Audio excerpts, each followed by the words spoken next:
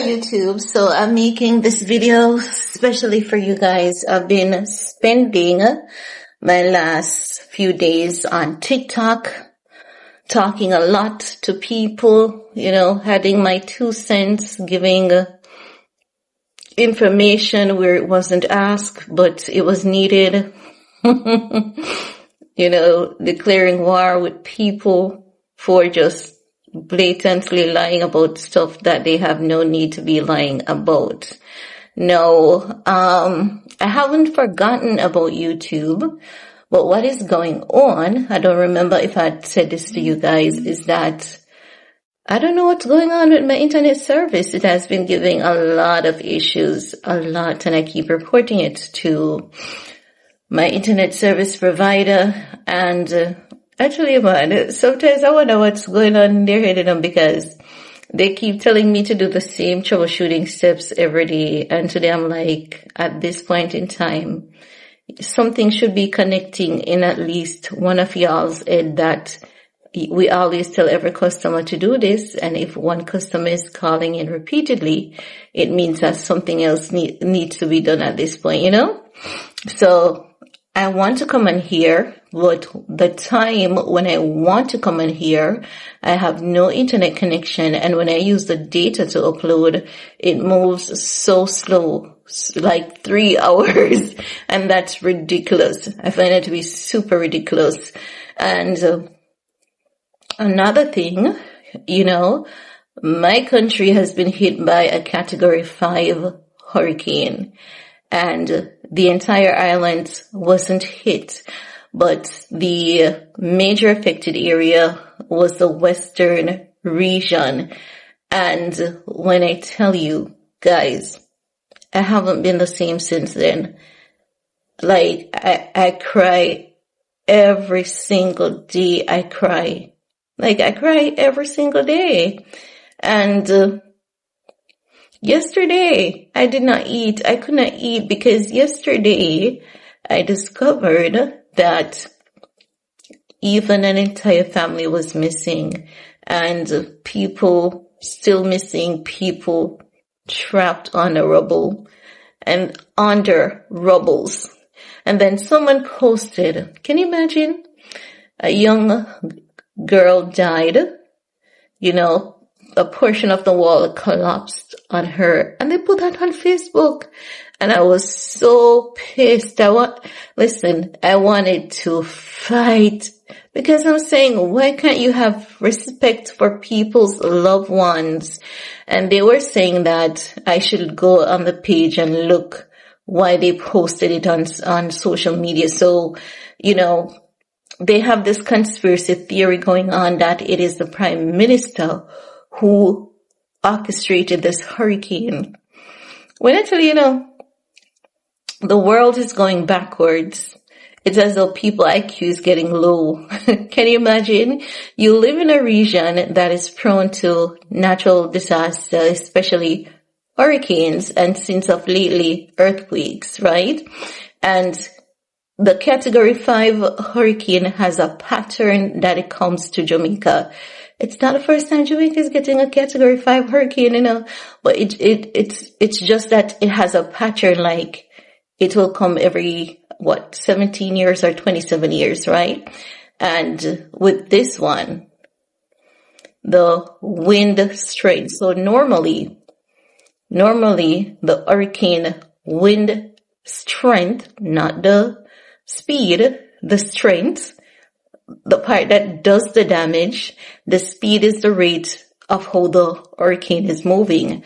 The strength of the hurricane is like the bite force of it, right? So normally the bite force, let's use that, because when I say this on social media, I realize that a lot of people don't get it. So let's say the bite force normally of a strong hurricane is like 75 miles, right? The bite force. This one was 200. So it was a razor in itself. It was tearing. Listen, if that hurricane If that hurricane had hit Maran Point, the devastation would have been greater. There are good houses here, in contrary to what a lot of Americans believe, because a lot of people are spreading rumors that there's only shacks in Jamaica. But the thing is that, I was arguing with them a lot, and I have to come to the realization that you just can't keep arguing with people who don't know any better. So, I just let them think what they want to think, right?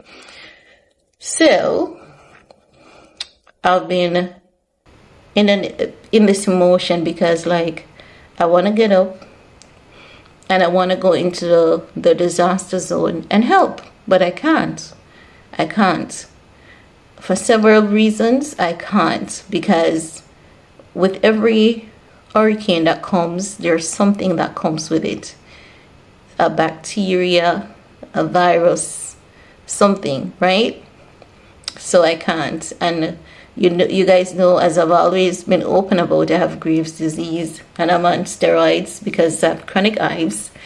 And when you're on steroids, you have to even stay away from people with the flu. So I don't want to be the one that goes into the disaster zone and discover whatever bacteria or whatever comes with this hurricane. And I believe this hurricane may come with something serious based on the bite force of it. Because if it was picking up remember that it's coming from one other region to our region. So just imagine someone going to a foreign country. And when that person goes to that foreign country, let's say that foreign country has bed bugs, and that person returns back home to their country.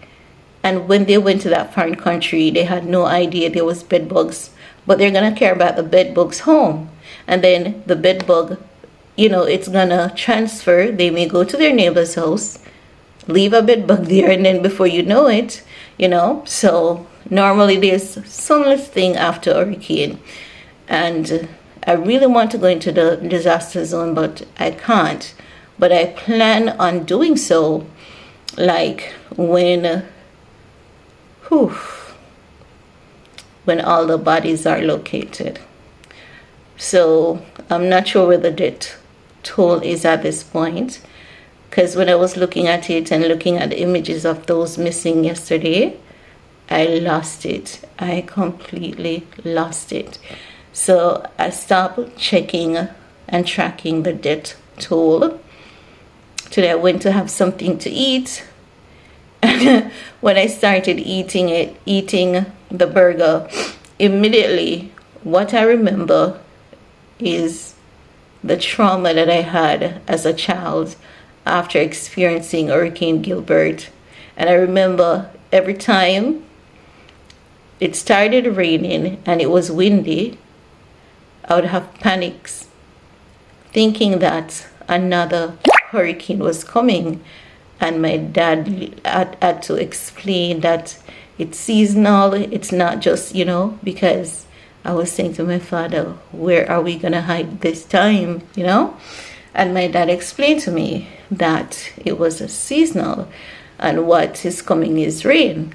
And he told me when is the hurricane season and when is not the hurricane season.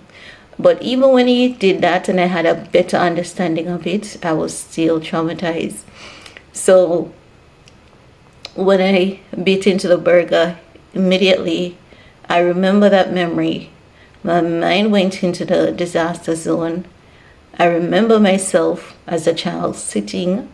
We didn't have electricity for months, but my father had some lamps that were very bright like electricity.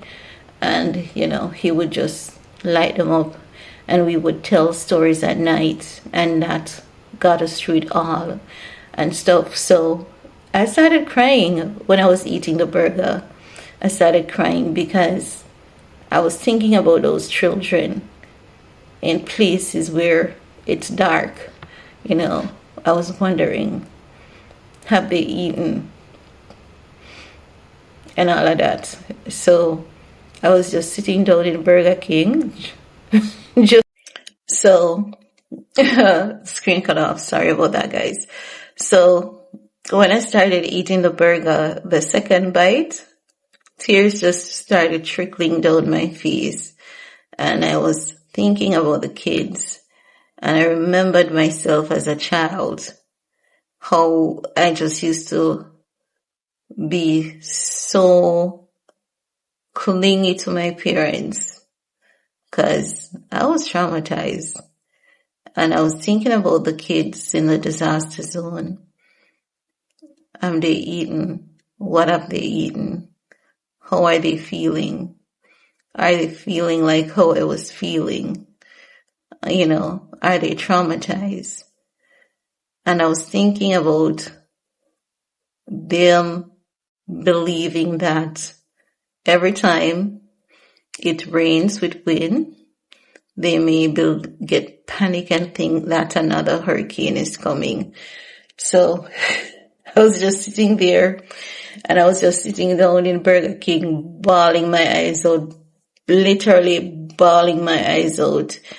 And I feel like I just want to go. I want to go, and I want to see, and I want to just help. But I have to put my health first. So I'm going to have to give it some time and wait before I go there. But I'm going to go there. I'm going to go there. I'm not just going to sit aside at if I don't go there, I won't be able to live the rest of my life, because it's just something that none of us are feeling good. And even for us in the Kingston side, we have this survivor's guilt, as though, we feel guilty. And we were having this discussion yesterday, the people in my neighborhood, we were having this discussion yesterday. And some of us were like, I don't even have food. I don't even know what I'm going to eat this evening. But I'm not worried about that. I'm not even concerned about that. We're concerned about the people nobody cares if they eat anymore. They are concerned about the kids in the disaster zone, and they're concerned about the people losing their houses, because some of those houses, they were huge houses, but the thing is that they had zinc roofs, and one entire parish, when you see the aerial view, there's nothing left. So when you look at St. Elizabeth aerial view, complete disaster. When you look at Black River aerial view, complete disaster. And then when you look at Westmoreland aerial view, complete disaster. Now, Black River is an old parish. It's one of our old parishes that has all the old historic buildings, and the government didn't want to upgrade the buildings because he's saying, these buildings are important to our heritage. So you know that the foundation of those buildings were not good. So it was just, everything was flat. The only thing that stood firm was the concrete houses that the newer residents built that moved into that town after. And with Westmoreland now, a lot of people there, they don't own their lands. They have to lease the lands. And sometimes after they build a house, they'll build a nice fancy ass board house, and then the owner of the land will tell them you have to get up and leave, and they have to move this house on a tractor. So even if the people there want to build something solid, most of them don't own the land, so they can't build something solid. And this is what this current government has been working assiduously on, because he knows this government is one of the best government that we've had in history since the existence of Jamaica. Trust and believe. This man has done things for us that no other government has done. And I'm not just speaking from mouth, I'm talking about numbers. The mortality rate has decreased. More Jamaicans are living longer. Even how people used to die with diabetes, that rate has been being reduced since 2018. The crime rate is down 50%. More people have jobs. More people are earning better income, less tax. So he has been doing an amazing job. But because he has put an end to what is known as garrison politics, where Don and this and that exists, and Don has this control over that area and Don has control over that project. So those Dons and their families, they don't like him. And what they do on social media is to create consistent false narratives, and they tell a lot of lies on him. So, many of us, we speak the truth, because for me, I don't care what government is in power.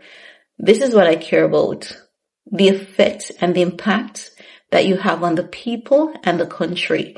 That's it for me. Once there's an improvement in the numbers, that's it for me, right? So we're here, we're picking up the pieces, because life has to go on. It's tough and it's hurt and it hurts and it hurts deep. And I see people every day getting emotional, breaking down, crying every day. People making videos and all of that. But our government has built such good allies with other countries. Like El Salvador is here. They're here with over 300 people. They have a search and rescue team. They have a medical team. They're here with over 300 people. And they're here with over 2 tons of aid. That's impressive. And there are many other countries coming and sending stuff. We are so blessed. We are so loved, and we are so blessed. Donald Trump again, even though a lot of Americans are upset about it. And then you guys remember King Charles with his $2.5 million. Yes, since then sent $50 million worth of aid.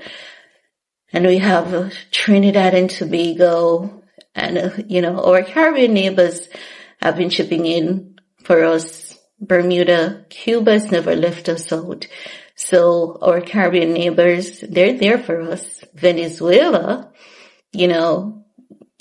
everyone. I can't remember hearing anything from Israel. I can't remember hearing anything from them, and I can't remember hearing anything from Ukraine, or I can't remember hearing anything from Russia as yet. But I think we heard something about Germany. But there's so many countries coming on board. So many are coming in to help search and rescue. So the El Salvador came with a search and rescue team, a huge search and rescue team. The American came with a huge search and rescue team as well. And I think another country is coming again. So we're just so lucky. We're just so blessed, irrespective of the ugly aftermath. And once again, if you would like to donate and help in the relief recovery, I included the post on my community tab. Now, if it is the case, because I know that some people don't like sending aid to government, I know. If it is the case that you want to send donations to me directly, I only have the Buy Me a Coffee link that you guys can use, right? So that's just it. But one of the best gifts that you can give, if you can't afford, is prayers, positive thoughts, and pride.